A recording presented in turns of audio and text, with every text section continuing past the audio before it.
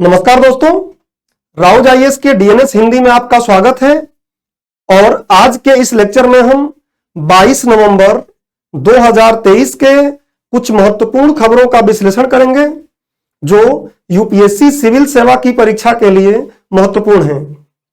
आज के इस लेक्चर को हम आरंभ करें उससे पहले एक बार पीपीटी को देख लेते हैं, जिससे एक बार आपको क्लियर कट आइडिया हो जाए कि आज हम किन बिंदुओं को किस प्रकार से कवर करने वाले हैं।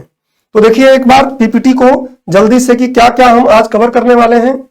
आज हम इन बिंदुओं को कवर करेंगे और इस लेक्चर सीरीज के माध्यम से हमारा प्रयास होता है कि हम आपको टू द पॉइंट चीजों को समझाएं, जिससे कि आपको यूपीएससी सिविल सेवा की परीक्षा में इन सभी बिंदुओं को आसानी से आप उपयोग कर पाएं। तो चलिए अब हम आज के इस लेक्चर को शुरू करते हैं और सबसे पहले देखते हैं कि लेक्चर की रूपरेखा क्या है। देखिए आज के इस लेक्चर में हम कोलकली नृत्य के बारे में बात करेंगे। क्यों न्यूज में रहा है अभी आगे देखेंगे हम। एक सारथी पोर्टल लॉन्च किया गया है स्टूडेंट्स के लिए, विद्यार्थियों के लिए, खासकर जो आईआईटी, जेई और नीट के विद्यार्थी हैं जो तैयारी कर रहे हैं उनके लिए, तो ये भी हम देखेंगे। और उसके बाद एक विषय वस्तु आज हम कवर करेंगे, भारत जापान की दक्षिण पूर्व एशिया में संयुक्त साझेदारी से संबंधित विषय वस्तु। तो इन तीन बिंदुओं को आज हम इस लेक्चर में शामिल करेंगे, जिनमें से ये दोनों बिंदु प्रारंभिक परीक्षा के लिए महत्वपूर्ण होंगे और इस विषय वस्तु को हम मुख्य परीक्षा के दृष्टिकोण से कवर करने का प्रयास करेंगे। लेकिन इसमें से भी कई ऐसी बातें हैं जो प्रारंभिक परीक्षा में पहले पूछी जा चुकी हैं और भविष्य में भी पूछी जा सकती हैं। तो शुरू करते हैं आज के पहले विषय वस्तु को। देखिए पहला जो न्यूज है वो द हिंदू के पेज 6 पर एक केवल ये चित्र लगा हुआ था और इसके नीचे संदर्भ लिखा हुआ था। कई बार हम ऐसे खबरों को एकदम छोड़ देते हैं क्योंकि इसमें कुछ लिखा तो है नहीं, लेकिन ये न्यूज में रहा है, खबर में रहा है, तो कई बार आर्ट एंड कल्चर के तरीके से इस पर प्रश्न बन सकता है और इसलिए इस खबर को हमने शामिल किया है।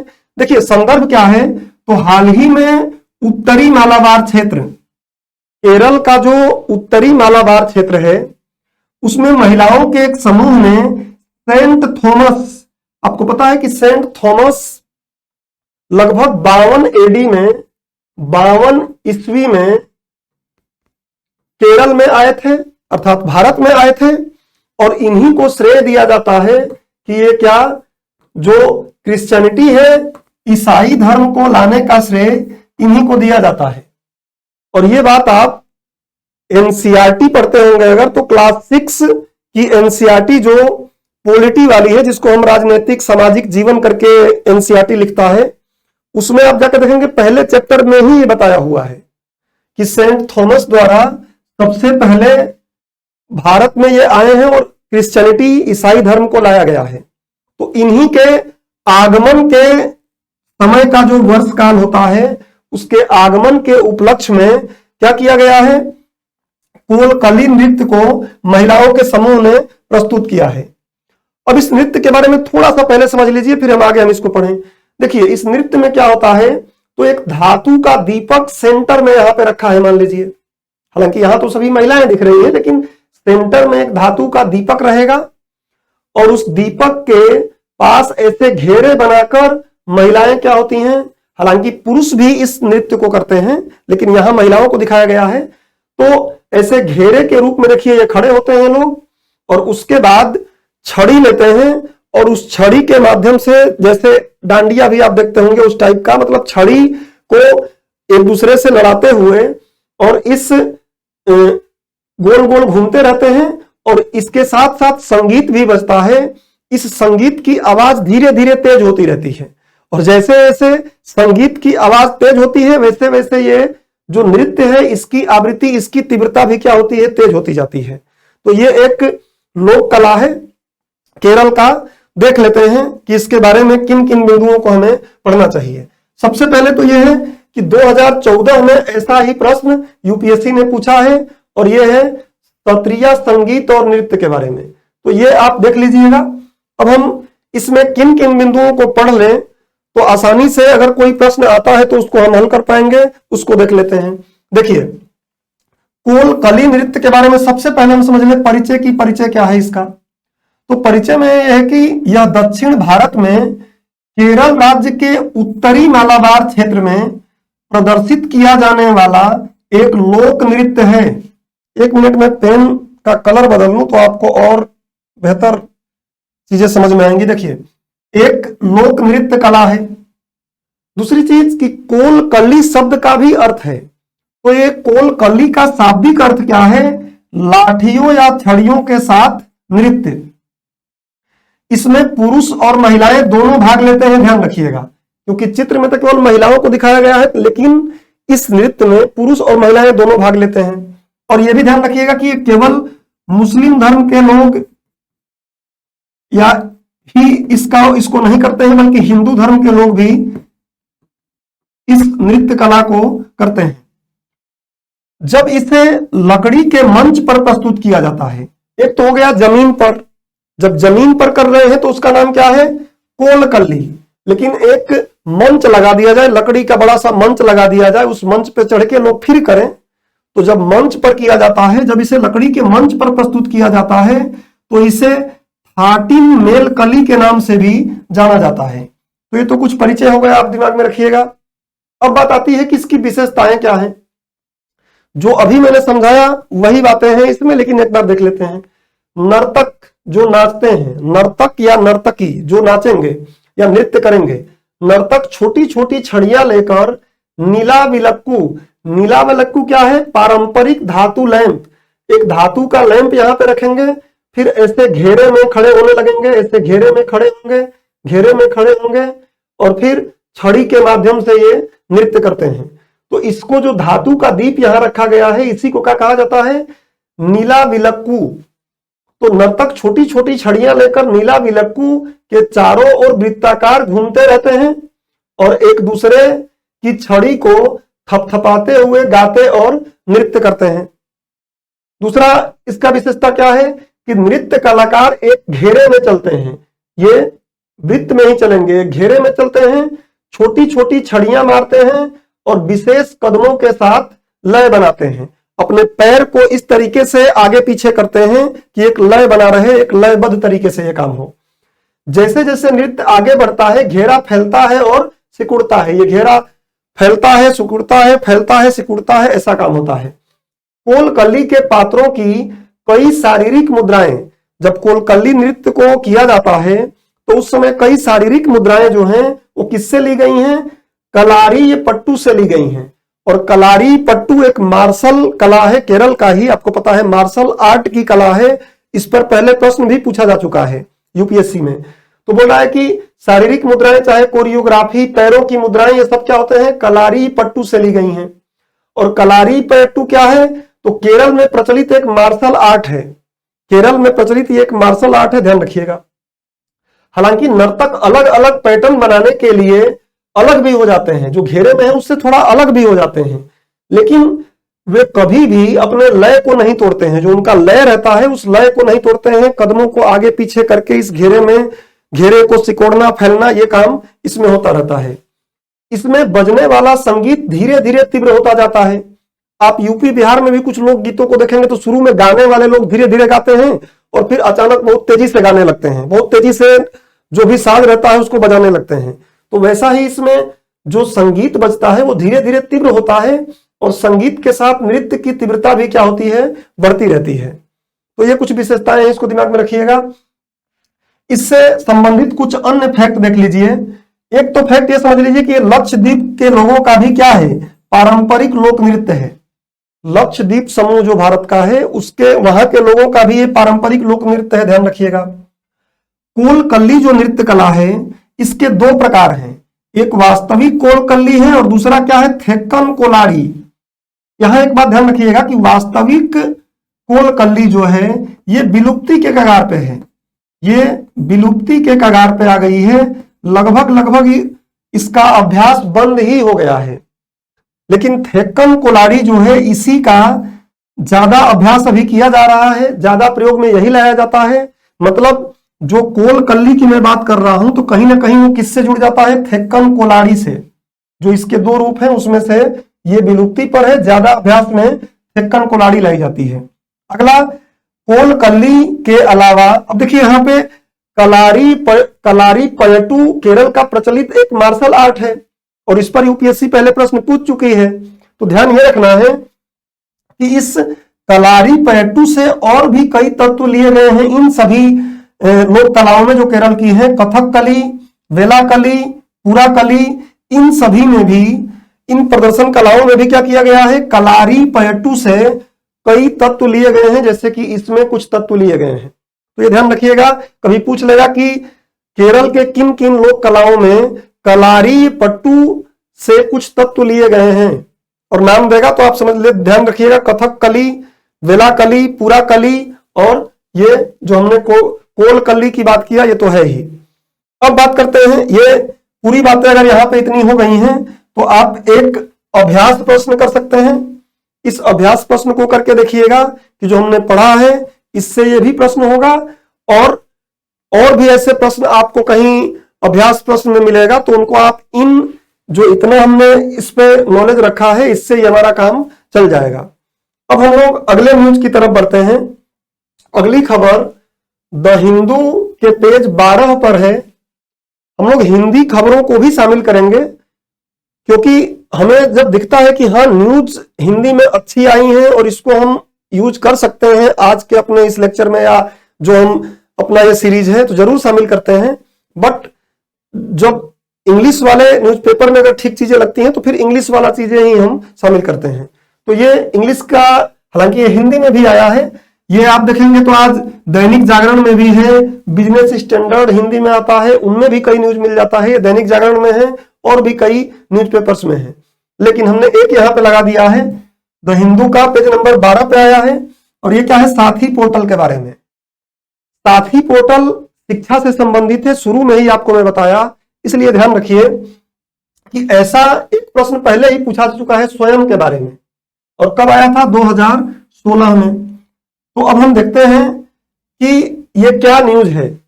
सबसे पहले तो जो ये पोर्टल जारी किया गया है, अगर उस पोर्टल पे आप जाएं तो उसमें आप देखेंगे कि अभी ये 45 दिन का एक क्रैश कोर्स जेईई मेंस के लिए शुरू किया गया है निःशुल्क इस पर।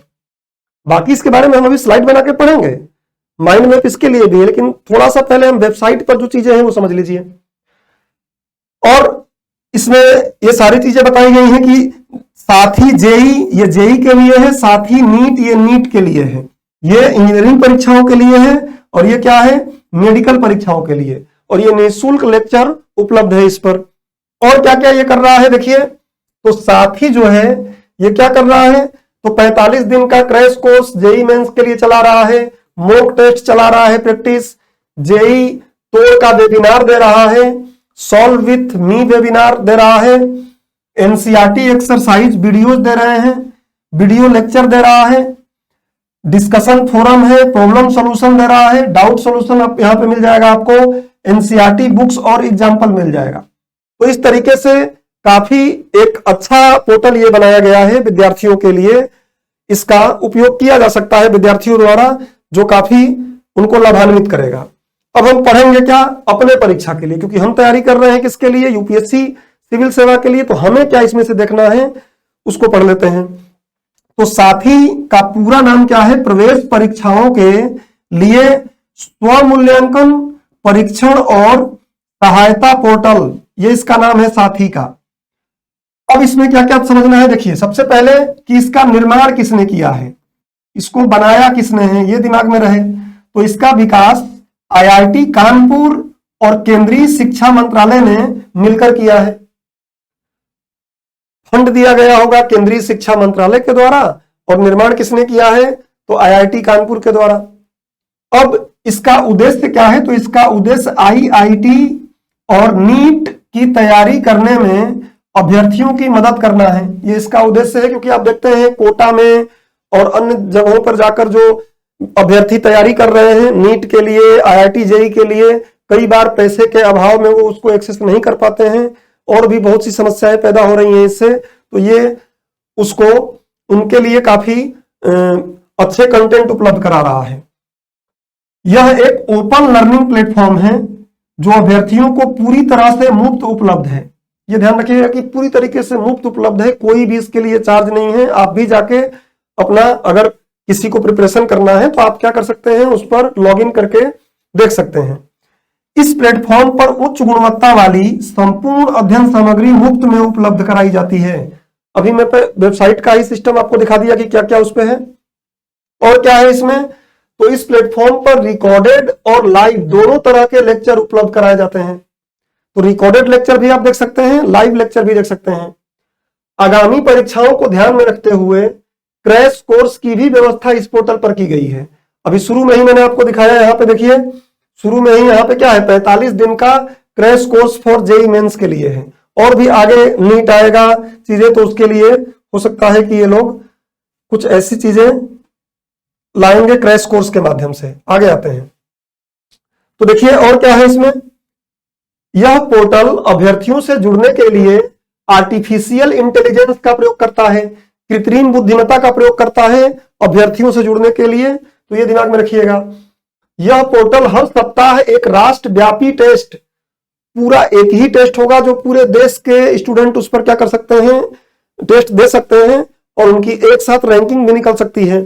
तो एक राष्ट्रव्यापी टेस्ट का आयोजन करवाता है ताकि अभ्यर्थी अपनी तैयारी के स्तर को आसानी से परख सकें कि अभी उनकी तैयारी किस स्तर तक पहुंच गई है। अब अगली बात ये ध्यान में रखिएगा कि ये किन भाषा में उपलब्ध है। तो अंग्रेजी, हिंदी में तो उपलब्ध है ही, इसके अलावा भारत की अन्य भाषाओं जो क्षेत्रीय भाषाएं हैं उनमें भी ये उपलब्ध है। तो कई बार कोई कथन दे दे कि केवल अंग्रेजी में या केवल हिंदी में उपलब्ध है तो वो सही नहीं होगा। ध्यान रखिएगा कि अन्य क्षेत्रीय भाषाओं में भी उपलब्ध कराई गई है। तो ये तो इस पोर्टल के बारे में हो गया, इस पहल के बारे में हो गया कि इस पोर्टल के माध्यम से क्या क्या चीजें किया जाएगा, क्या इसकी विशेषताएं हैं। अब थोड़ी सी बात आप और ध्यान रखिएगा, क्योंकि ये एक पोर्टल है और ऐसे और भी बहुत से सरकार ने पोर्टल पहले लॉन्च किया है। स्वयं भी उसमें से एक था जिस पर पहले प्रश्न पूछा जा चुका है। तो मैं इन सबको पढ़ाऊंगा तो नहीं, लेकिन आपको एक इनपुट दे देता हूं कि आप जाके एक बार इनको भी रिवाइज कर लेंगे, या आपके पास जो भी स्टैटिक नोट या करंट अफेयर्स जहां भी आप रखे होंगे उसको एक बार इनको अगर रिवाइज कर लेंगे तो ये होलिस्टिक प्रिपरेशन आपका हो जाएगा, पूरी तैयारी हो जाएगी। केवल एक ही जो हमने यहाँ पर पोर्टल लिया है, साथ ही इसको ही ना बल्कि आप इन सबको भी जरूर कवर करें। एक बार हम देख लेते हैं क्या क्या। एक दीक्षा है जिसका पूरा नाम क्या है, digital infrastructure for knowledge sharing. दूसरा पीएम ई विद्या है, भारतीय छात्रों और शिक्षकों के लिए ई लर्निंग को और अधिक सुलभ बनाने के लिए लॉन्च किया गया है। स्वयं, इस पर प्रश्न ही आ चुका है, स्वयं स्टडी बेस ऑफ, एक मतलब ये भी क्या है, लर्निंग के लिए ही इसका फुल फॉर्म यहां पे लिखा है, आप देख लीजिएगा स्वयं का। ई पाठशाला है, ई पाठशाला आप भी कभी ना कभी प्रयोग किए होंगे एनसीईआरटी वगैरह पढ़ने के लिए। ई पाठशाला पे एनसीईआरटी मिल जाता है, एनसीईआरटी के सॉल्यूशंस भी मिल जाते हैं। तो वहां आप पाठ्य पुस्तकें, पत्रिकाएं, ऑडियो पुस्तकें, अन्य डिजिटल संसाधन को एक्सेस कर सकते हैं जाके। ऐसे ही एक निष्ठा पोर्टल है, national initiative for school and head research holistic achievement. तो इसके बारे में भी आप थोड़ा बहुत रिवाइज कर लीजिएगा, देख लीजिएगा।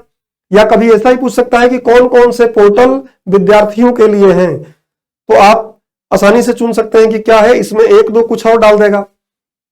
राष्ट्रीय ज्ञान नेटवर्क है और एक महत्वपूर्ण है स्वयं प्रभा। स्वयं प्रभा आपको पता है कि D2H पर जो DTH होता है उस पर डायरेक्ट टू होम, उस पर 34 चैनलों का क्या है, एक समूह है जिस पर पूरे 24 घंटे शैक्षिक सामग्री प्रसारित होती रहती हैं। क्लास 10th की, क्लास 9th की, इस तरीके से उस पर इवन बीएड के अभ्यर्थी जो है उनके लिए भी बहुत कुछ चीजें मिलता है। तो ये स्वयं प्रभा चैनल पर चलता है। तो ये कुछ डिजिटल शिक्षा को बढ़ावा देने के लिए सरकार की अन्य पहलें हैं, इनको भी आप जरूर एक बार देख लेंगे तो इससे पूरा होलिस्टिक आपको तैयारी हो जाएगी इस बिंदु की। अगर इतनी बातें हम पढ़ लिए हैं तो मैं साथ ही से संबंधित एक अभ्यास प्रश्न यहां लगा दिया हूं। इस अभ्यास प्रश्न को करके आप एक बार खुद को चेक भी कर सकते हैं कि ये प्रश्न बन रहा है या नहीं बन रहा है। अब हम बात करते हैं आज के अगले विषय वस्तु की, जो द हिंदू के पेज नंबर 9 पर है। और ये मुख्य परीक्षा के लिए महत्वपूर्ण होगा। मुख्य परीक्षा के लिए बहुत से पॉइंट्स आपको यहां से मिल जाएंगे। और इसके साथ साथ प्रीलिम्स में भी कई, इसमें हम सेंकाकू द्वीप की बात करेंगे। सेंकाकू द्वीप ऑलरेडी 2022 में आप देखेंगे तो प्रीलिम्स में आ चुका है। तो ऐसे छोटे छोटे बहुत से बिंदु भी मिलेंगे जो प्रारंभिक परीक्षाओं के लिए भी महत्वपूर्ण होंगे। अब ये जो न्यूज है, इंडिया जापान कन्वर्ज इन साउथ ईस्ट एशिया, हिंदी के अभ्यर्थियों के लिए समस्या क्या होती है कि वो इंग्लिश के जो एडिटोरियल है उसको सही तरीके से समझ नहीं पाते हैं। तो हमारा प्रयास ये रहेगा कि पहले हम इस एडिटोरियल को प्रॉपर तरीके से आपको समझा दें कि किन किन बिंदुओं पर बात किया गया है। इसमें अगर कोई टर्मिनोलॉजी, कोई अगर ऐसे शब्द प्रयोग किए गए हैं जिनका मतलब आपको नहीं पता है तो उनको बता दें, और फिर इसको कैसे हम एक्स्ट्रा वैल्यू एडिशन करेंगे वो भी इसमें हम शामिल कर लेंगे। तो देखिए, सबसे पहले तो हम समझ लेते हैं कि ये पाठ्यक्रम के सामान्य अध्ययन के पेपर, सामान्य अध्ययन सेकंड में आएगा। पेपर 3 वैसे होता है, आपको पता है कि पेपर 1 तो निबंध का होता है, तो ये जीएस का जीएस 2 है, मतलब जीएस 2 है। इसमें पाठ्यक्रम में क्या 2 बिंदु इसमें शामिल हो जाएंगे, एक तो द्विपक्षीय, क्षेत्रीय और वैश्विक समूह और समझौते जिनमें भारत शामिल है और भारत के हितों को प्रभावित करते हैं, एक तो ये बिंदु है। दूसरा ये बिंदु यहां एंटर मारना मैं भूल गया हूं, तो विकसित और विकासशील देशों की नीतियों और राजनीति का भारत के हितों एवं भारतीय प्रवासी पर प्रभाव। तो ये हमारा सिलेबस है जीएस 2 का, उसमें हमारा आज का ये विषय वस्तु, आज का ये जो विषय वस्तु हम शामिल करने वाले हैं उसमें शामिल होगा। अब सबसे पहले अच्छा देख लेते हैं कि एक ऑलरेडी इस पे प्रश्न भी आ चुका है 2019 में, भारत और जापान के कोलैबोरेशन पर कि किस तरीके से इनके संबंधों पर है, तो ये प्रश्न आ चुका है। अब हम बात करते हैं कि आज का जो न्यूज है उसमें क्या है। अब ध्यान से चीजों को समझिएगा, एक एक बात आपको क्लियर हो जाएगा कि क्या इस न्यूज में आया था और एक्स्ट्रा मटेरियल क्या हमें इसमें शामिल करना है। सबसे पहले कि हमारा जो भारत जापान की दक्षिण पूर्व एशिया में संयुक्त साझेदारी, भारत और जापान दक्षिण पूर्व एशिया जो है, सबसे पहले मैं आपको मैप एक बार दिखा लूं तो ज्यादा क्लियर रहेगा। देखिए, दक्षिण पूर्व एशिया, ये जो कंट्री है, ये देश है, ये क्या है, दक्षिण पूर्व एशिया के हैं। ये फिलीपीन है, ये भी इसमें आता है। ये फिलीपीन के इधर ये जो है, ये फिलीपीन सागर कहलाता है। चीन यहाँ पे आपको पता है कि 9 डैश लाइन बनाया हुआ है, अभी इसको 10 डैश कर दिया है, एक और बढ़ा के 10 डैश कर दिया है। ये आप देख सकते हैं कि यहाँ पे क्या है हमारा, ये वाला जो है मलक्का स्ट्रेट है। यहां से जापान के लिए भी, चीन के लिए ऊर्जा के बहुत से चीजें जाती हैं, जो ऊर्जा स्रोत सारे यहीं से पास होते हैं। तो ये साउथ, ये जो है दक्षिण पूर्व एशिया की बात हो रही है। तो ये मैप में आप ध्यान रखें, फिर इस मैप में हम आएंगे, एक बार पहले न्यूज को समझें। तो भारत जापान की दक्षिण पूर्व एशिया में संयुक्त साझेदारी, समझते हैं कि ये क्या है। पहले और पीछे हमें चलना पड़ेगा। हाँ, तो न्यूज में क्यों आया है, तो न्यूज में आया ये है कि फिलीपींस अब क्या कर रहा है, विकास और सुरक्षा के वैकल्पिक स्रोतों के रूप में जापान और भारत पर अपना ध्यान केंद्रित कर रहा है। फिलीपींस अब विकास और सुरक्षा के लिए, विकास के लिए भी, सुरक्षा के लिए अब क्या कर रहा है, जापान और भारत पर अपना ध्यान केंद्रित कर रहा है। क्यों कर रहा है, प्रश्न आपके मन में आ सकता है, तो उस प्रश्न को अभी समझ लेते हैं। क्योंकि ये जो फिलीपीन सागर है, इधर तो 9 डैश को अब 10 डैश बना दिया है चीन। वो बोलता है कि ये सब मेरा है, क्योंकि जो हमारी विरासत में ये पहले से हमारे ही जो शासक थे, हमारे यहाँ रहने वाले लोग थे, वही इसको एक्सप्लोर करते थे। तो फिलीपीन को अब डर है कि कहीं ऐसा ना हो कि जो ये इधर फिलीपीन सागर है, इस पर भी चीन क्या करने लगे, अतिक्रमण करने लगे, अपना बताने लगे। और इसलिए वो चीन से अब दूर होना चाहता है और जापान और इंडिया के तरफ झुकने लगा है। तो ये आपको मुद्दा समझ में आ गया कि यहां से ये खबर बनी है। अब बात करते हैं कि जापान फिलीपींस के संबंध क्या हैं, और ये एडिटोरियल में बात किए हैं, हम उसी को सरल करके आपको बता रहे हैं। फिर हम होलिस्टिक समझेंगे कि क्या क्या चीजें हैं इसमें। देखिए, जापान एक महत्वपूर्ण निवेशक है, किसके लिए, फिलीपींस के लिए। फिलीपींस में जापान अच्छा खासा निवेश करता है और ओवरसीज डेवलपमेंट असिस्टेंस का सबसे बड़ा प्राप्तकर्ता है। कौन? फिलीपींस। किससे? जापान से। अब आपके मन में एक प्रश्न आएगा कि सर ये ओवरसीज डेवलपमेंट असिस्टेंस क्या होता है जो जापान फिलीपींस को देता है, और जापान महत्वपूर्ण निवेशक तो है ही, तो ये ओडीए क्या होता है? ये टर्मिनोलॉजी है। अब ये टर्मिनोलॉजी जब हम पढ़ते हैं तो समझ में नहीं आता है, ऐसे ही रट लेते हैं। तो इसको मैं पहले आपको जो जो टर्म यहाँ पे यूज होगा उसके लिए मैं अलग से यहाँ पे एक स्लाइड बना कर रखा हूं कि खबर में प्रयुक्त कुछ महत्वपूर्ण शब्दावलियां, तो जो शब्दावली यूज होगी उसको तुरंत में हम आके यहाँ पे समझ लेंगे। देखिए, ओवरसीज डेवलपमेंट असिस्टेंस का मतलब क्या है? इसका तात्पर्य सरकारी एजेंसियों से आधिकारिक वित्त पोषण प्राप्त करना है। इसका उद्देश्य विकासशील देशों में आर्थिक विकास और कल्याण को बढ़ावा देना है। ओडीए विदेशी सहायता का सबसे आम प्रकार है। तो कुल मिला के देशों के द्वारा अन्य देशों को जो सहायता दिया जाता है धन के रूप में, उसको क्या कहा जाता है? Overseas development assistance. और ये ओवरसीज डेवलपमेंट असिस्टेंस है, ये कौन? फिलीपींस को जापान देता है, और जापान फिलीपींस में एक महत्वपूर्ण निवेशक है। साथ ही फिलीपींस जापान द्वारा दिया जाने वाला ओवरसीज सिक्योरिटी असिस्टेंस ये जापान अभी शुरू किया है, और ये ओवरसीज सिक्योरिटी असिस्टेंस को प्राप्त करने वाला फिलीपींस क्या होगा? पहला देश होगा। फिलीपींस पहला देश बनेगा जो जापान के ओवरसीज सिक्योरिटी असिस्टेंस को प्राप्त करेगा।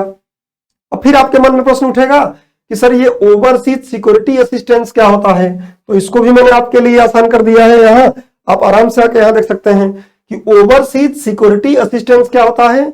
इसका उद्देश्य अन्य देशों की सुरक्षा और स्थिरता को बढ़ाना है। ये जापान का इनिशिएटिव है, जापान अभी शुरू किया है। इसमें साझेदार देशों की सुरक्षा क्षमताओं को मजबूत करने में मदद करने के लिए सैन्य सहायता, प्रशिक्षण, उपकरण और सलाह जैसे विभिन्न प्रकार के समर्थन प्रदान किया जाता है। और ये जापान किसको देगा? फिलीपींस को, क्योंकि फिलीपींस पहला देश है जो ओएसए ओवरसीज सिक्योरिटी असिस्टेंस प्राप्त कर रहा है जापान से। तो ये टर्मिनोलॉजी भी आपको समझ में आ गया, पीडीएफ मिलेगा, वहां से भी पढ़ लीजिएगा।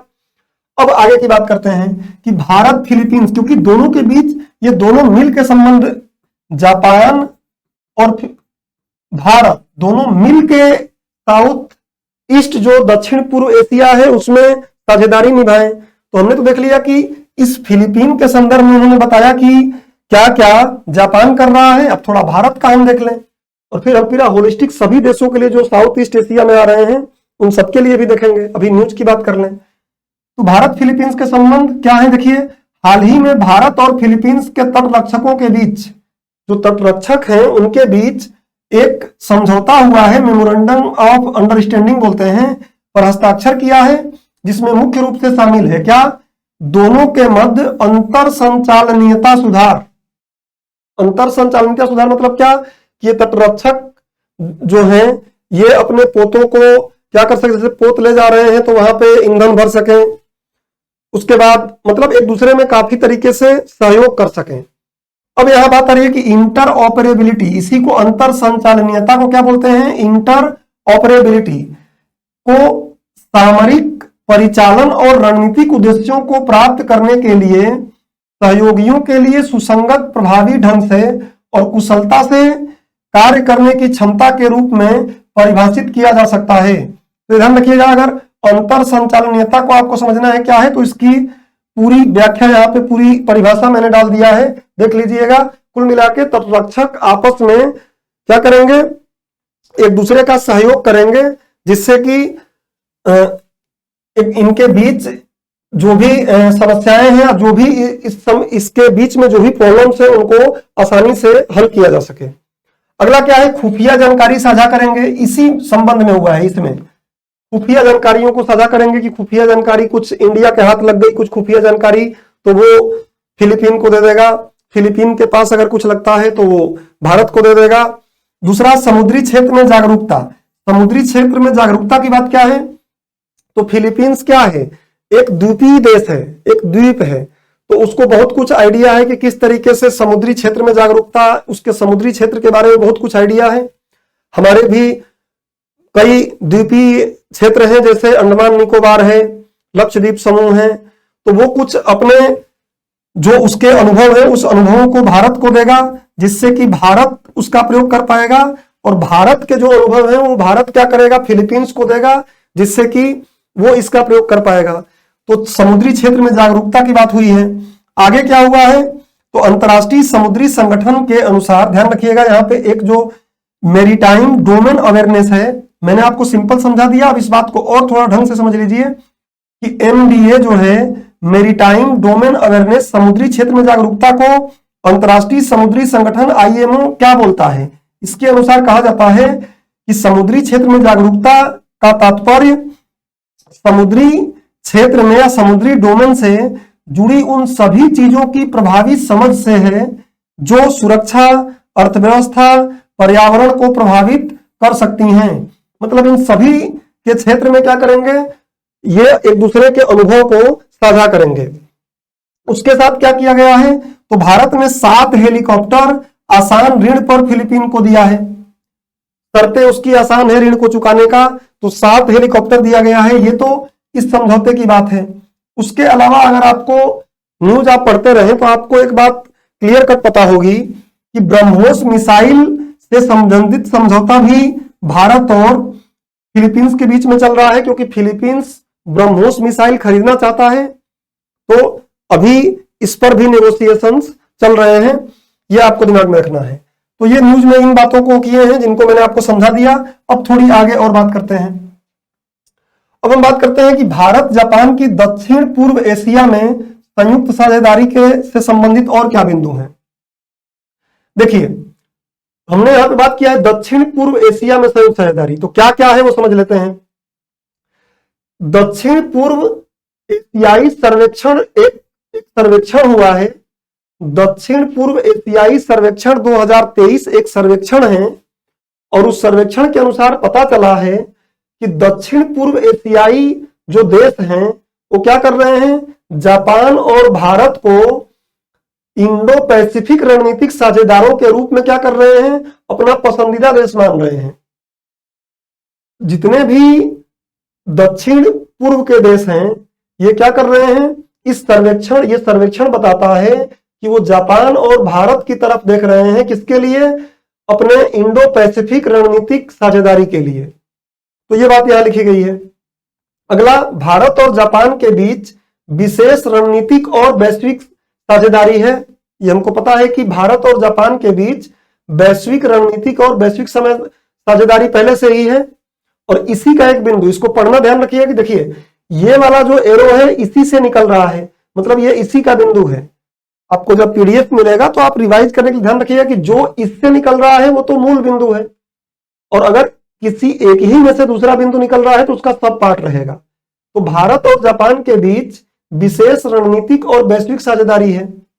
उदाहरण भी कुछ चाहिए हमको, तो उदाहरण क्या है, जैसे रक्षा क्षेत्र में द्विपक्षीय सैन्य अभ्यास भारत करता है।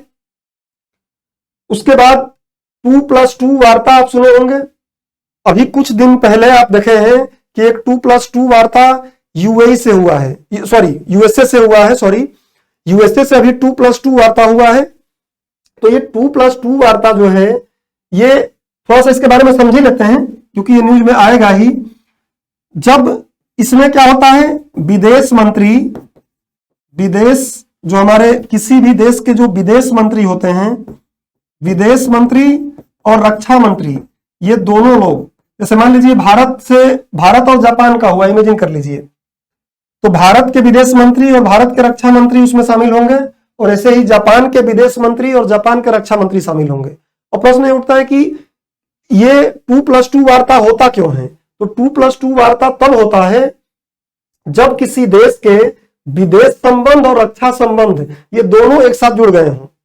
विदेश संबंध और रक्षा संबंध दोनों एक साथ जुड़ गए हैं तब 2+2 वार्ता होता है, जैसे अभी यूएसए से हुआ है। तो ध्यान रखिएगा कि ये 2+2 वार्ता भी होता है, क्वाड में भी यह है, और G20 जैसे समूहों में भी इनकी भागीदारी है। तो जापान और इंडिया इस तरीके से एक दूसरे के साथ हैं, और इनके बीच विशेष रणनीतिक और वैश्विक साझेदारी है।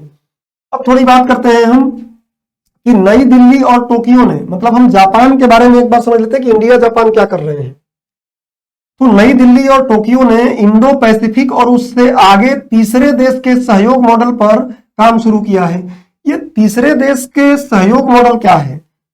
तीसरे देश के सहयोग मॉडल का मतलब क्या है कि भारत और जापान ये दो देश तो सहयोग कर ही रहे हैं, लेकिन ये दोनों मिलकर एक तीसरे देश को, इमेजिन कर लीजिए फिलीपींस अगर होता है तो फिलीपींस को ये दोनों सहयोग करेंगे और इससे क्या होगा, एक तीसरा देश बीच में शामिल हो जाएगा। तो इसी को हम क्या बोल रहे हैं कि तीसरे देश के सहयोग मॉडल पर भी काम शुरू किया है। किसने? भारत ने और जापान ने। इंडो पैसिफिक और उससे आगे किसमें? तीसरे देश के सहयोग मॉडल पर, कि ये मिलके, दोनों मिलके एक तीसरे देश को सहयोग करेंगे और ये तीनों मिलके अपनी चुनौतियों का सामना करेंगे।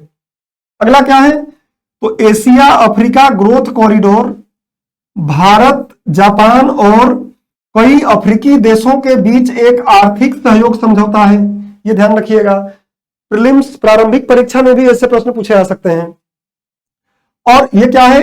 एशिया अफ्रीका ग्रोथ कॉरिडोर का लक्ष्य एशिया और अफ्रीका के सामाजिक आर्थिक विकास में सुधार करना है। उसके बाद इसका और कार्य क्या है? क्षमता निर्माण, विनिर्माण का विस्तार करना, मैन्युफैक्चरिंग का विस्तार करना, एक स्वतंत्र और मुक्त हिंद प्रशांत क्षेत्र को बनाना, अफ्रीका और एशिया के बीच व्यापार पर केंद्रित है। तो ये जो भागीदारी है, समझौता है, कॉरिडोर है, इन चीजों पर केंद्रित है।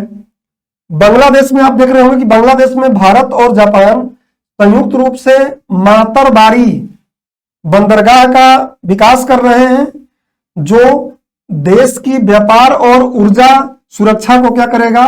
बढ़ाएगा। तो मातरबारी बंदरगाह के बारे में भी ध्यान रखिएगा कि मातरबारी बंदरगाह जापान और इंडिया दोनों मिलकर इस पे काम कर रहे हैं। और क्या इंडिया, भारत और जापान और क्या कर रहे हैं मिलकर? तो श्रीलंका में भारत और जापान संयुक्त रूप से कोलंबो बंदरगाह पर ईस्ट कंटेनर टर्मिनल का निर्माण कर रहे हैं, जो बंदरगाह की क्षमता और दक्षता में क्या करेगा? वृद्धि करेगा। तो भारत और जापान श्रीलंका में भी काम कर रहे हैं। और भारत जापान क्या कर रहे हैं? तो म्यांमार में भारत और Japan Kaladan multi modal transit, अक्सर आप सुनते होंगे, प्रीलिम्स में इस पर भी क्वेश्चन बन जाएगा, तो आप इसके मैप वगैरह पीटी के हिसाब से भी देख के तैयार कर सकते हैं। ट्रांजिट ट्रांसपोर्ट प्रोजेक्ट पर सहयोग कर रहे हैं, जो म्यांमार के माध्यम से बंगाल की खाड़ी के साथ भारत के पूर्वोत्तर राज्यों को जोड़ेगा। तो ये भारत के पूर्वोत्तर राज्यों को जोड़ेगा, किससे? बंगाल की खाड़ी से। और ये Kaladan multi modal transit corridor है। अब बात करते हैं आगे, खबर में प्रयुक्त जो शब्दावलियां हैं, कुछ शब्दावली तो मैंने आपको बता दिया। अब एक शब्दावली रणनीतिक साझेदारी थी। तो रणनीतिक साझेदारी कई बार हम अपने मन में कंज्यूम करते हैं, कि सोच लेते हैं कि इसका मतलब क्या है। एक बार समझ लेते हैं कि ये क्या है। देखिए, दो या दो से अधिक देश जो सामान्य लक्ष्यों और हितों को साझा करते हैं, उनके बीच दीर्घकालिक और पारस्परिक रूप से लाभकारी संबंध को ही रणनीतिक साझेदारी कहते हैं। रणनीतिक साझेदारी कहते हैं। हालांकि सुरक्षा मुद्दे रणनीतिक साझेदारी के क्या होते हैं? केंद्र में होते हैं। कई बार आप इंग्लिश में अलायंस शब्द सुनते होंगे, अलायंस। तो ये अलायंस जैसा तो नहीं होता है, उससे थोड़ा कमजोर होता है रणनीतिक साझेदारी। अलायंस थोड़ा सुरक्षा पर मुख्य रूप से बेस होता है, ये सुरक्षा पर बहुत ज्यादा बेस्ड होता है। इसका केंद्र बिंदु क्या होता है? सुरक्षा होता है। लेकिन ऐसी साझेदारियों का दायरा काफी व्यापक हो सकता है। सुरक्षा के अलावा भी इसमें काफी चीजें हो सकती हैं, जिसमें व्यापार हो सकता है, अर्थव्यवस्था हो सकती है, प्रौद्योगिकी हो सकती है। भारत ने संयुक्त राज्य America, United kingdom, Japan, France, चीन और यूरोपीय संघ सहित विभिन्न देशों के साथ 30 से अधिक जो देश हैं उनके साथ रणनीतिक साझेदारी पर हस्ताक्षर किया है। ध्यान रखिएगा, किसी भी देश को हम अपना रणनीतिक साझेदार नहीं बोल सकते हैं। हम रणनीतिक साझेदार उन्हीं देशों को बोलेंगे जिनके साथ हमारा ये रणनीतिक साझेदारी का समझौता हुआ है। तो जापान हमारा रणनीतिक साझेदार है, ध्यान रखिएगा। और जापान एक देश नहीं है, बल्कि हम 30 देशों से ऐसा काम कर चुके हैं। ऐसे एक शब्द उन्होंने बोला है क्या, कि संशोधनवादी या संशोधनवाद, जिसको रिविजनिस्ट इंग्लिश में बोला गया है। तो रिविजनिस्ट का मतलब क्या है समझ लीजिए। यहीं पर अभी जो मैप मैंने यहां दिखाया आपको, इसी मैप में रिविजनिस्ट का मतलब समझ में आ जाएगा कि अंतर्राष्ट्रीय संगठन और अंतर्राष्ट्रीय कानून बोलते हैं कि ये जो यहां पर ये जो साउथ चाइना सी है, ये सब इन देशों के भी हैं। लेकिन चीन क्या बोलता है कि बहुत पहले प्राचीन समय में चीन के लोगों द्वारा ही इस पूरे का प्रयोग किया जाता था और इसलिए ये क्या है, हमारा है। मतलब कुछ ऐसे तर्क को देकर, कुछ ऐसे तथ्यों को देकर किसी प्रचलित आज जो वर्तमान में चीज है उसको बदलने का प्रयास किया जाता है, उसी को बोलते हैं रिविजनिस्ट प्रकार की सोच। तो यहाँ पे संशोधनवादी का मतलब क्या है, घटनाएं कैसे घटित हुई या उनका महत्व या अर्थ क्या है, इसके बारे में मौजूदा धारणाओं को बदलने का प्रयास करना ही संशोधनवाद है। जैसे आप देखते हैं कई बार हिस्ट्री लिखने वाले किसी जगह पे बोलते हैं कि यहाँ पे ये हारा था, बाद में फिर थोड़ा सा आते हैं तो बोलते हैं नहीं हारा नहीं था, ये तो यहाँ पे जीत गया था। तो ये संशोधनवादी चीजें हैं, तर्क को देकर इस चीज को बताने का प्रयास करते हैं, तथ्य को। और ये चीन अक्सर ये काम कर रहा है, रिविजनिस्ट का काम कर रहा है। कोई व्यक्ति या देश जो ऐतिहासिक या वैचारिक सिद्धांत को संशोधित या पुनः व्याख्या करने की कोशिश करता है, संशोधनवादी कहलाता है, जो चीन अभी दक्षिण चीन सागर में कर रहा है। एक संशोधनवादी इतिहास के स्थापित या रूढ़िवादी विचारों को भी चुनौती दे सकता है। जैसे वो प्राचीन चीजों की बात कर रहा है, जैसे कि युद्ध या क्रांति के कारण परिणाम। कई बार बोला जाएगा कि इस युद्ध में ये व्यक्ति नहीं जीता था, ये जीता था। तो इस प्रकार की चीजें भी क्या रिविजनिस्ट में ही आती हैं, संशोधनवादी विचारधारा में आती है। एक और उसमें न्यूज में बात कही गई है हब एंड स्पोक प्रणाली। तो संयुक्त राज्य अमेरिका की हब एंड स्पोक प्रणाली एशिया प्रशांत क्षेत्र में गठबंधनों का एक नेटवर्क है। हब एंड स्पोक का मतलब क्या है, देखिए एक यहां पे हब बन जाएगा, ये आपको खाद्य प्रसंस्करण जब पढ़ेंगे वहां भी सुनने को मिलता है। ऐसे ही जो हमारे एयरलाइंस वाली चीजें हैं उसमें भी बताया जा रहा है कि किस तरीके से एक हब और स्पोक बनाकर इसको विकास किया जाएगा। तो यहाँ हब स्पोक का क्या है, यूएसए हब बन गया है।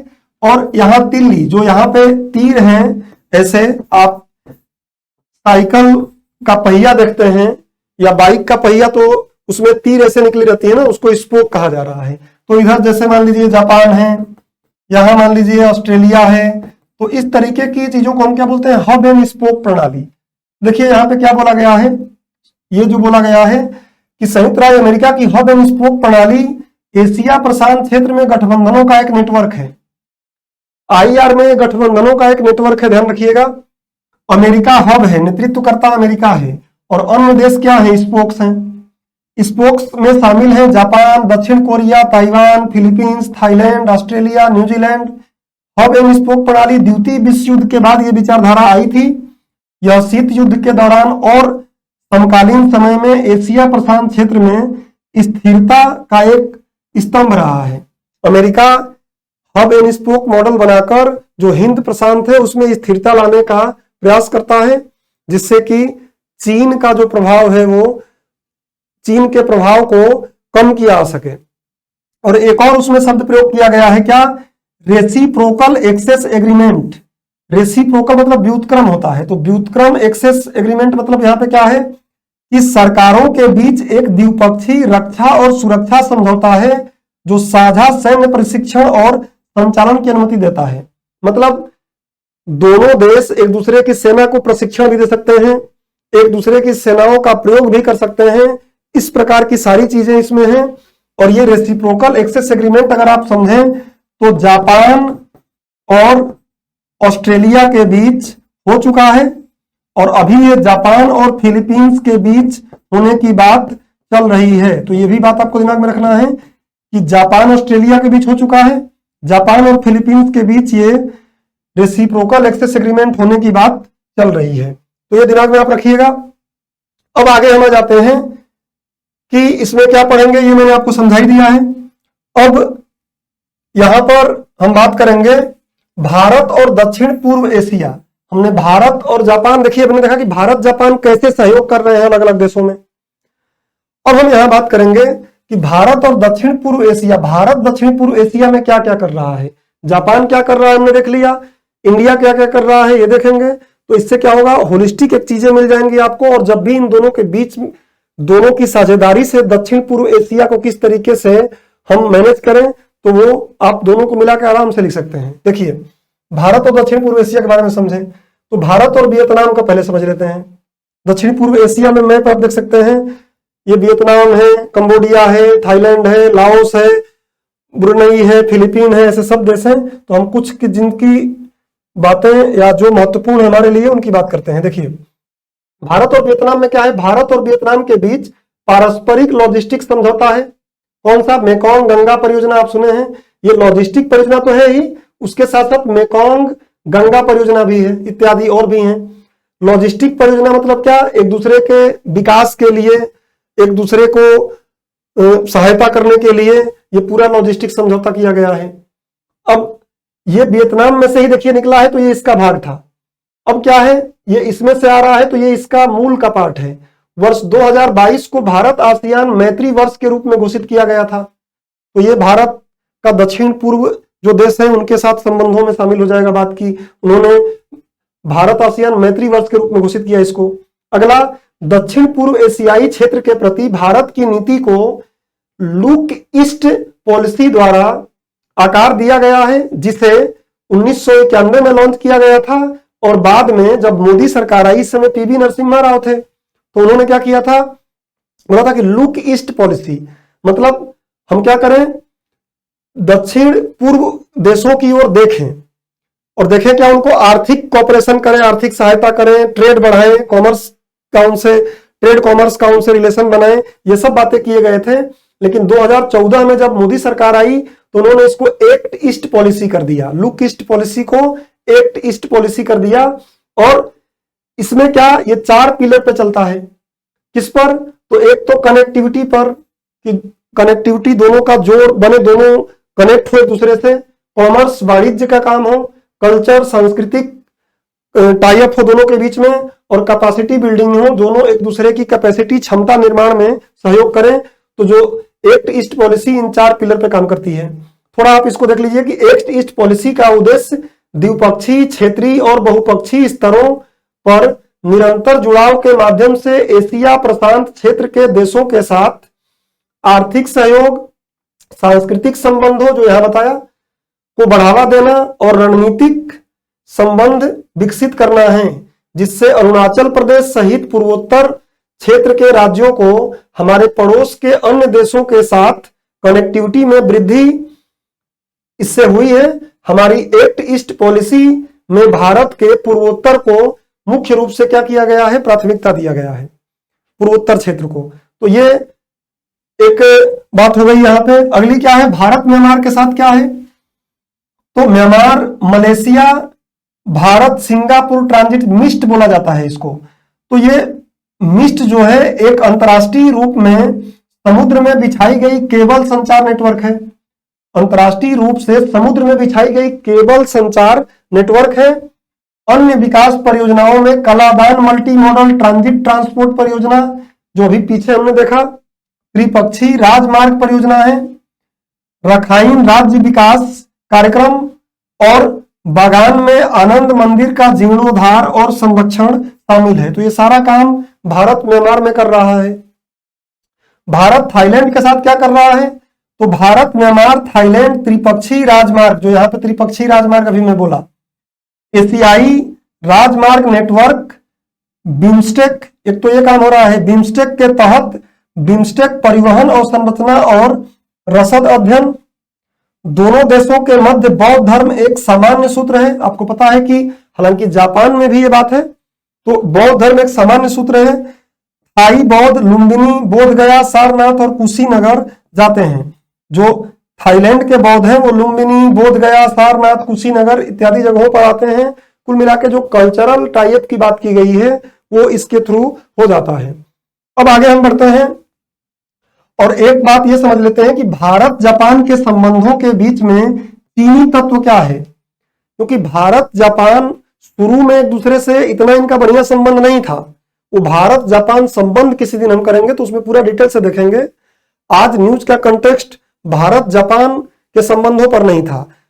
कंटेक्स्ट ये था कि भारत और जापान दोनों मिलकर किस तरीके से दक्षिण पूर्व जो एशिया है उसमें सहयोग कर सकते हैं या अन्य देशों में और सहयोग कर सकते हैं, जिससे कि एक कैपेसिटी बिल्डिंग या चीन का जो प्रभाव है उसको कम किया जा सके। तो भारत और जापान के संबंधों में चीनी तत्व को यहां पे मैंने शामिल कर लिया है, समझ लीजिए। क्या? तो दोनों ही देश चीन से असुरक्षित महसूस करते हैं, दोनों ही देश चीन से असुरक्षित महसूस करते हैं, जापान और इंडिया। आपको पता है कि इंडिया का भी सीमा विवाद है, जापान का भी सेनकाकू द्वीप को लेकर बार बार न्यूज में बना रहता है। वो चीन के नौसैनिक एवं वायु सैनिक विस्तार को जापान उसके पूर्व व दक्षिण चीन सागर में एकाधिकार के रूप में देखता है।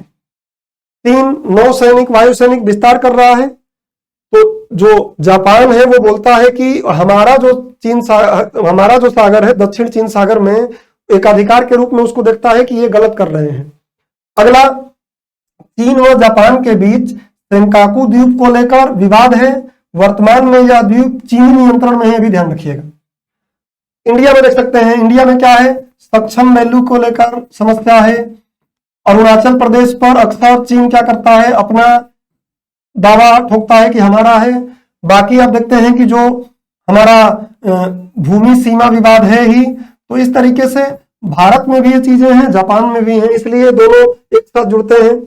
वर्तमान में चीन अस्त्र शस्त्र व प्रक्षेपास्त्रों मिसाइलों का आधुनिकीकरण कर रहा है, जिससे भारत व जापान दोनों को खतरा है, क्योंकि भारत व चीनी सीमा क्या है, विवादास्पद है। तो ये भी एक समस्या है, जिससे ये दोनों का टाई अप और बढ़ रहा है। चीन का हिंद महासागर में बढ़ता दबदबा, या आप देख सकते हैं कि चीन अभी क्या कर रहा है, हिंद महासागर में अपना बहुत दबदबा बढ़ा रहा है। एक तो one belt one road initiative लेकर चली रहा है, एक और स्ट्रिंग ऑफ पर्ल मोतियों की माला इनिशिएटिव चला रहा है। श्रीलंका में आप देख रहे हैं पोर्ट विकसित कर रहा है, एक पोर्ट को लीज पे ही ले लिया वो। तो चीन का हिंद महासागर में बढ़ता दबदबा दोनों देशों के लिए गंभीर खतरा है, क्योंकि भारत व जापान दोनों अपनी ऊर्जा आवश्यकता के लिए पश्चिमी एशिया पर निर्भर हैं। ऐसी स्थिति में चीन का हस्तक्षेप उनके आर्थिक हितों को क्या कर सकता है, प्रभावित कर सकता है। तो ये एक समस्या है। अगला, वर्तमान में चीन अपनी महत्वाकांक्षी परियोजना वन बेल्ट वन रोड अभी जो बताया एवं मोतियों की माला पर्ल ऑफ स्ट्रिंग परियोजना के तहत अपना दबदबा बनाकर रखना चाहता है, तथा पश्चिम एशिया, जो पश्चिम एशिया के देश हैं, अफ्रीका के देशों में आप देख रहे हैं खूब निवेश कर रहा है। तो अफ्रीका, दक्षिण एशिया में आप देख सकते हैं कि श्रीलंका महत्वपूर्ण है। दक्षिण एशिया, पाकिस्तान में भी कर रहा है। दक्षिण एशिया, दक्षिण पूर्व एशिया के देशों को अपने प्रभाव क्षेत्र में लाना चाहता है, जिससे भारत व जापान के आर्थिक एवं सुरक्षा वाले जो हित हैं वो क्या खतरे में आ रहे हैं। तो इस तरीके से इन सभी एक तत्व इनमें शामिल है, चीन का तत्व, जिसके कारण इनको एक साथ आकर कैपेसिटी बिल्डिंग और एक साथ मिलकर अन्य देशों को क्या करना चाहिए, वहां विकास करना चाहिए, जिससे कि वो चीनी प्रभाव वहां से कम हो और इनके प्रभाव में देश रहें। तो इस तरीके से आज हमने इन तीन खबरों को विस्तृत तरीके से आपको समझाया। मिलते हैं अगले लेक्चर में। धन्यवाद।